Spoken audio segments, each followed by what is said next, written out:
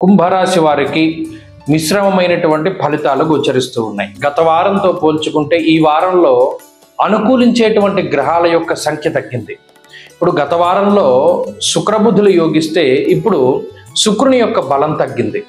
రవి బుధులు యోగిస్తే రవి యొక్క బలం తగ్గింది. అంటే కేవలం ఈ వారంలో పంచమ స్థాన స్థిత గురువు, షష్ఠ స్థాన స్థిత బుధుడు, అలాగే ఈ రాశి వారులకి చంద్రుడు, ఈ గ్రహాలు మాత్రమే అనుకూలంగా ఉన్నాయి.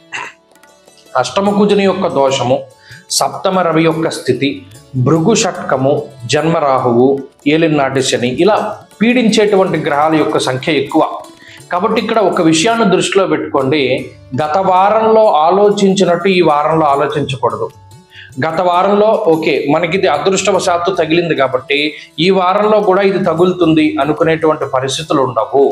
కాబట్టి స్వశక్తిని నమ్ముకుని వెళ్ళండి. గతంలో జరిగింది కాబట్టి ఇప్పుడు జరుగుతుందన్న గ్యారంటీ లేదు.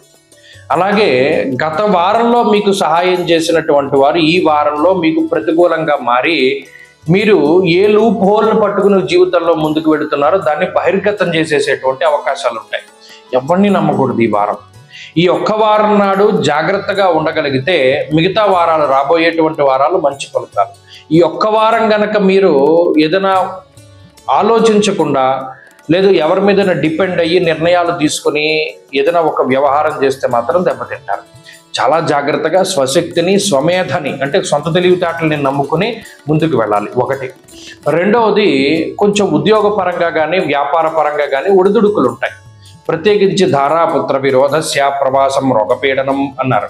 కార్యహానిర్ మనస్తాప జ్ఞాతివ్య జకలాపహం అన్నారు. ఇక్కడ అష్టమ కుజుడు, జన్మరాహువు, శనేశ్వరుడు, భృగు షట్కము అనేటువంటి స్థితి. అలాగే సామంత జన విద్వేష ధారాపీడాసుతామయం, ఈ గ్రహస్థితి ఎక్కువగా కుటుంబం మీద ఎఫెక్ట్ చూపెడుతుంది. కుటుంబ సభ్యుల ఆరోగ్యమో లేదా కుటుంబ సభ్యుల యొక్క విధి విధానాలు, ఆలోచన, వాడి యొక్క ప్రవర్తన ఏదో ఒకటి మిమ్మల్ని ఇబ్బంది పెడుతూ ఉంటుంది. అది ఒకటి జాగ్రత్తగా చూసుకోవాలి. శత్రువులు పెరిగిపోతూ ఉంటారు, వీరిని కంట కనిపెడుతూ ఉండాలి.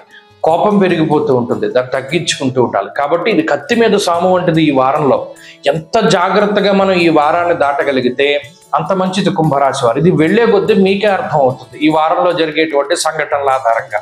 అది ఇప్పటి వరకు వీడు మన నమ్మిన బంటులా ఉన్నాడు, మనకి నమ్మకస్తుడిగా ఉన్నాడు, వీడే ఇలాంటి పని చేస్తాడని మనం ఊహించలేం అనేటువంటి మాటలు కూడా వినపడతాయి. ఈ విషయాల నుండి జాగ్రత్తగా ఉండండి.